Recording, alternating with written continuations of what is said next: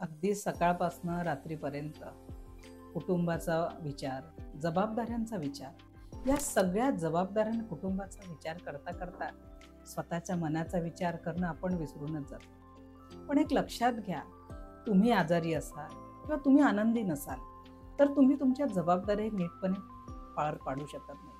आणि म्हणून सगळ्यात महत्त्वाची ऊर्जा तुम्हाला सर्वप्रथम तुमच्या जीवनात निर्माण करायची आहे आणि ती म्हणजे सेल्फ लव्ह, स्वतःवर प्रेम करा. अगदी थोडा थोडा स्वतःच्या आनंदांना वेळ द्या. अगदी निवांत ठिकाणी बसून एखादं छान म्युझिक ऐकणं किंवा मोकळ्या जागी फिरायला जाणं, स्वतःचा हा एकांताचा वेळ स्वतःला द्या.